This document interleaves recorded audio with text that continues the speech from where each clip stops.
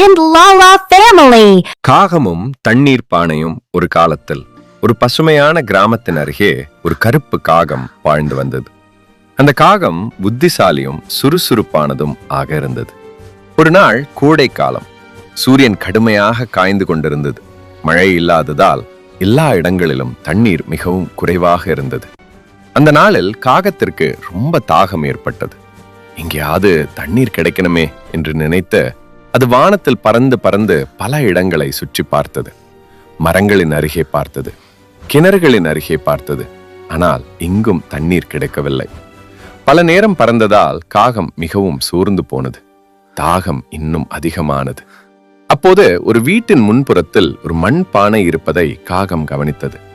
அதுக்குள்ள தண்ணீர் இருக்குமோ என்று நம்பிக்கையுடன் காகம் மெதுவாக பானையின் அருகே சென்றது. பானைக்குள் தலை வைத்து பார்த்தது. உள்ளே கொஞ்சம் தண்ணீர் இருந்தது. ஆனால் பானை உயரமாக இருந்ததால் காகத்தின் அலகு தண்ணீரை எட்டவில்லை. காகம் கொஞ்சம் வருத்தமடைந்தது.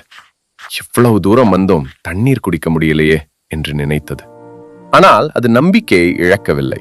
சுற்றி பார்த்தபோது பானையின் அருகே சிறிய சிறிய கற்கள் கிடப்பதை காகம் கவனித்தது. அப்போது காகத்திற்கு ஒரு புத்திசாலி யோசனை தோன்றியது. இந்த கற்களை பானைக்குள் போட்டா தண்ணீர் மேலே வரும் என்று நினைத்தது. உடனே காகம் ஒரு கல்லை எடுத்துக்கொண்டு பானைக்குள் போட்டது. இன்னொரு கல்லை எடுத்தது. மீண்டும் பானைக்குள் போட்டது. ஒவ்வொரு கல்லையும் போட்டதும் தண்ணீரின் மட்டம் மெதுவாக உயர்ந்தது. காகம் சோர்ந்தாலும் முயற்சியை நிறுத்தவில்லை.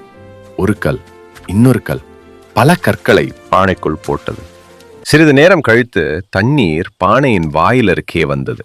காகம் மிகவும் சந்தோஷப்பட்டு சுத்தமாக தண்ணீர் குடித்து தன் தாகத்தை தீர்த்து கொண்டது. முயற்சி செய்தால் எந்த பிரச்சனைக்கும் தீர்வு கிடைக்கும் என்ற மகிழ்ச்சியுடன் காகம் அங்கிருந்து பறந்து சென்றது.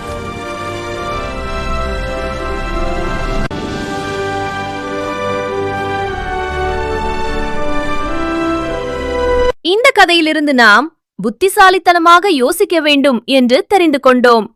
மீண்டும் ஒரு நல்ல கதையில் சந்திப்போம். Bye bye. ஹலோ கட்டீஸ், உங்களுக்கு வீடியோ பிடிச்சிருந்தா லைக் பண்ணுங்க, சப்ஸ்கிரைப் பண்ணுங்க, ஷேர் பண்ணுங்க.